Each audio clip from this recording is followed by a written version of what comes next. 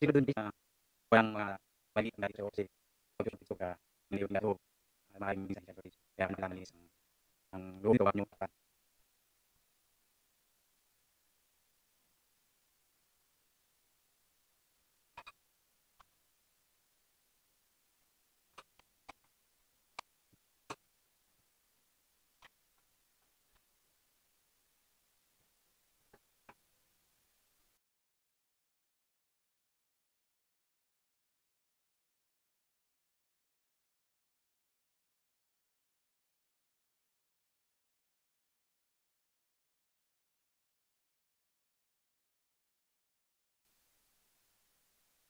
Okay?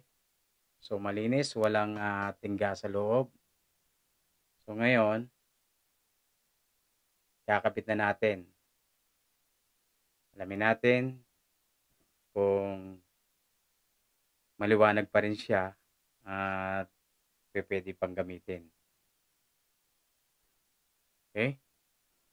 Okay, kabit na po natin.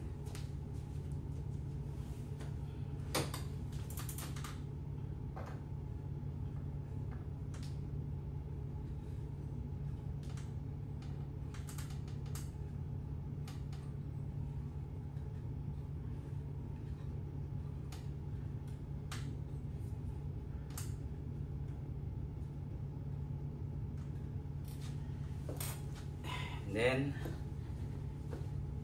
ating pong switch.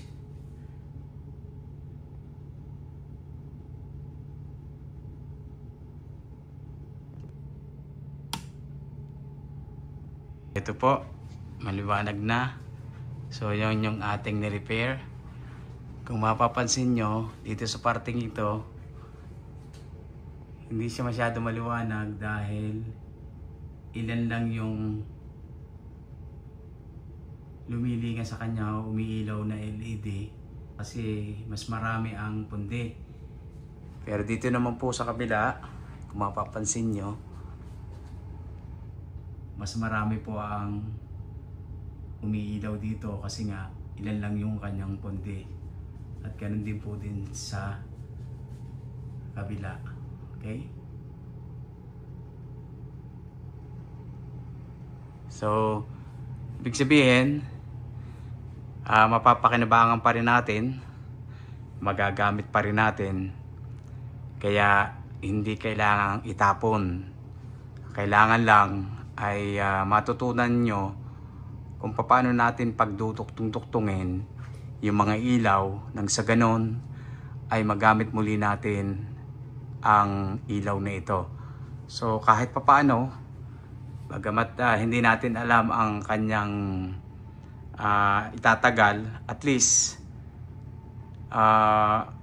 magagamit natin pansamantala habang hindi pa tayo nakakabili ng panibagong ilaw. So gaya na sinabi ko sa inyo, ang ginawa kong pag-repair at tutorial para lang ipaalam sa inyo kung paano pa natin mapapailaw ang LED kahit pundi na yung ibang bombilya. Pero hindi ibig sabihin ito yung tamang pagkumpuni o pag-repair ng ilaw. Kailangan pa rin palitan nyo ng bagong LED ang bawat pundi ng ilaw na ito. Kaya nga, kung sa madalian naman, pwede nyong gamitin yung mga itunuro ko sa inyo. Para nang sa ganon, kung wala pa kayong ibibili, ay di magagamit yung pa rin ng ilaw. Okay? So, patayin po natin para malaman nyo kung gano'ng kadilim. Diba? Napakadilim kapag patay. Pero pag binuhay nyo, sobrang liwanag. Ang kagandahan din kasi po dito sa LED dito, napakatipid nito. Kasi hindi ito kagaya ng mga lumang bombilya na may wire sa loob. So mas mabilis siyang kumain ng kuryente. Itong LED kasi konti lang ang nakukonsumong kuryente nito dahil napakaliit po ng bombilya. So sana po ay may natutunan kayo sa aking bagong tutorial At nawa po ay huwag kayong magsasawang tumangkilik ng aking video. Bagamat ang aking video paminsan-minsan ay may mga tungkol sa politics na istorya o ina-upload ko, ay sa kadahilanan po na hindi po kasi madali na maghanap ng mga panibagong tutorial para lamang maibigay ko sa inyo. Dahil siyempre po naghahanap pa rin pa ako ng materyales at ng mga sira upang sa ganun ay maipakita ko sa inyo kung paano ito aayusin. So ganun na lang po at shout out na lang po sa inyo lahat. At muli ako po ay nagpapasalamat sa patuloy niyong pagsubaybay.